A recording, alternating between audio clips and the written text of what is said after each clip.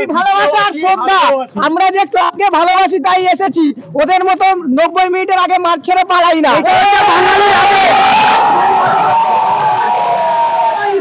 আমরা 90 মিনিট মাঠে থাকার ক্ষমতা আছে, ছিল, আছে, থাকবে।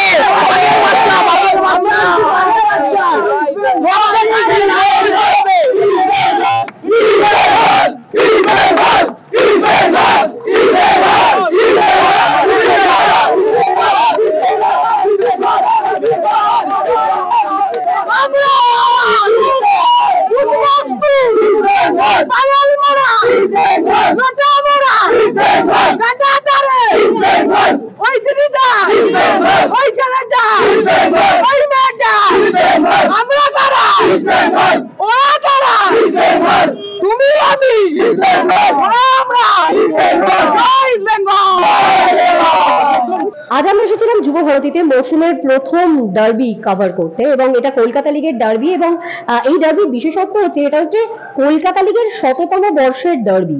প্রথম ডার্বিটা ইস্ট বেঙ্গল জিতেছিল এবং এই ডার্বিটাও কিন্তু ইস্ট বেঙ্গল জিতলো, যার ফলে একটা বাড়তি উচ্ছ্বাস খুব স্বাভাবিকই ছিল সদস্য সমর্থকদের মধ্যে, এবং সেই উচ্ছ্বাসটা দেখা গেল।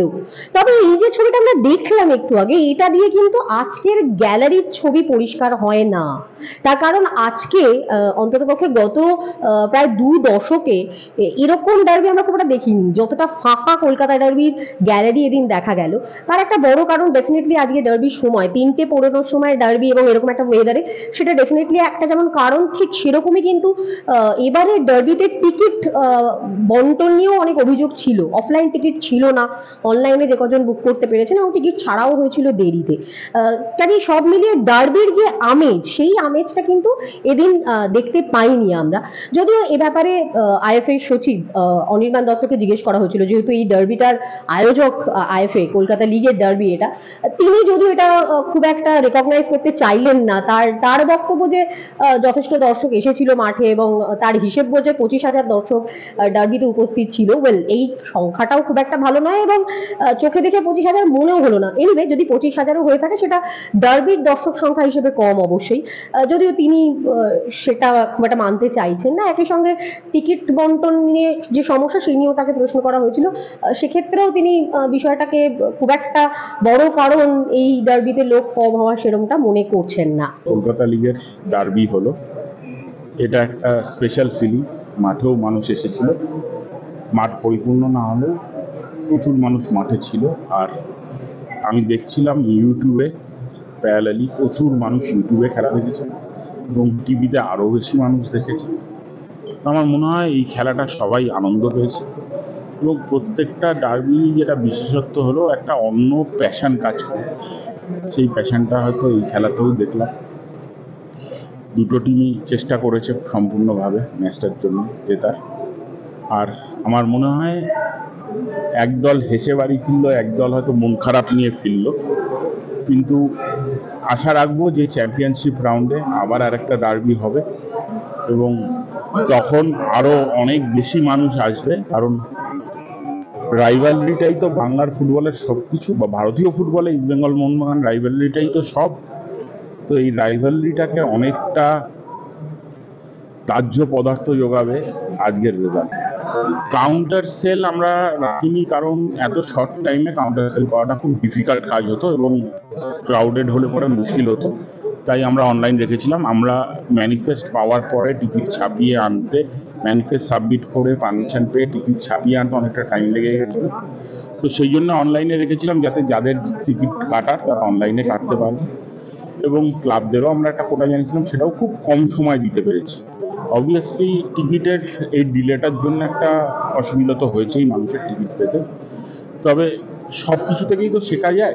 এবার আমরা আরো বেটারভাবে প্ল্যান করবো, যাতে আগামী ডার্বিতে আমরা ফুল হাউস পাই।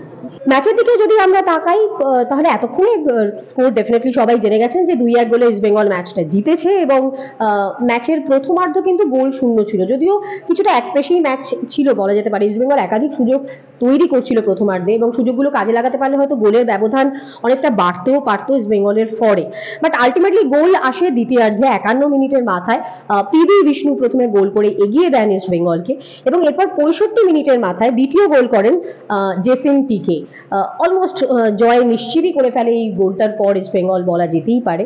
কিন্তু ৭৭ মিনিটের মাথায় একটা ডাবল ইয়েলো দেখে রেড কার্ড দেখেন জোসেফ জাস্টিন, যার ফলে একটা প্রায় ইঞ্জুরি টাইম মিলিয়ে প্রায় ২০ মিনিটের কাছাকাছি একটা সময় কিন্তু ইস্ট বেঙ্গলকে 10 জনে ফুটবল খেলতে হয় এবং এর ফলে অবশ্যই কিছুটা হলেও তো শক্তি কমে।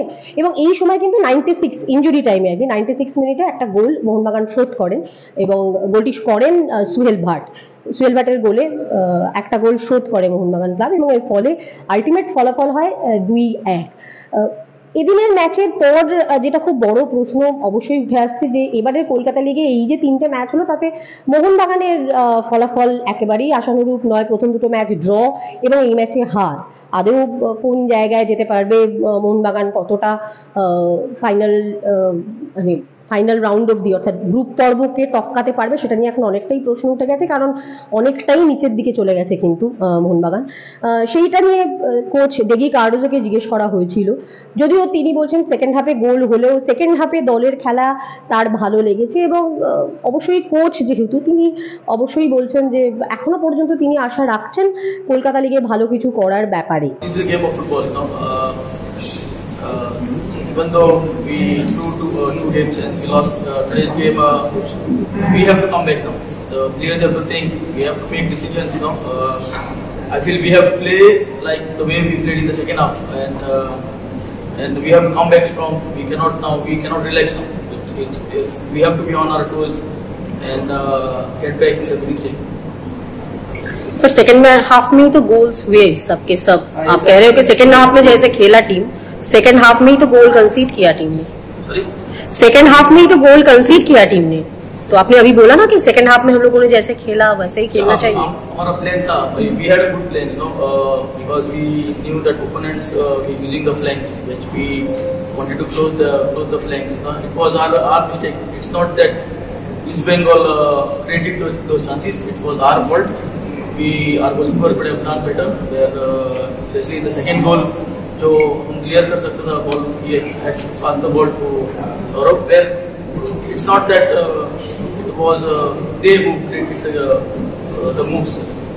অন্যদিকে east Bengal coach Binu George অবশ্যই তিনি কলকাতা লিগের ডার্বি জিতে ভীষণ ভাবেই খুশি এবং এটা খুব স্বাভাবিক ব্যাপার, ডার্বি কি না জিততে চায় সে কথা তিনিও জানালেন। যদিও ব্যবধান বাড়তে পারতো এমনটা তার মনে হচ্ছে না। তার বক্তব্য যে কোনো কলকাতার ডার্বি একটা যুদ্ধের সমান, সেক্ষেত্রে ব্যবধান কি হবে সেটা ম্যাটার করে না, সেখানে ফলাফলটা অনেক বেশি ম্যাটার করে। এবং একই সঙ্গে তার বক্তব্য যে তার দলের অনেক ছেলে এই ধরনের বড় ম্যাচে খেলতে অভ্যস্তই নয়, সেই জায়গায় দাঁড়িয়ে তারা যে রেজাল্ট করেছে, তারা যেভাবে জিতেছে তাতে তিনি ভীষণভাবে স্যাটিসফাইড। একই সঙ্গে কলকাতা লিগ জয়ের স্বপ্নটাও ডেফিনেটলি দেখতে শুরু করছেন বিনো George. Mohanbagan and East Bengal always the war. I always saying that. So already we win whatever, 1 goal, 2 goal, whatever. We get the point. That is enough. I am also going for my attacking style of play. See, we created lot of chances. So even after what happened, after red card only, we little suffered because the 10 men, it's a big ground. The boys are first time they played the Sharplek Stadium. That our reserve team, like our lot of players, like Aman he played, I think so, but other boys are played the first time in the Sharplek Stadium. So maybe they're big ground compared to other ground. ক্যামেরায় রমেশের সঙ্গে নৌতান, অনস্পোর্ট TV.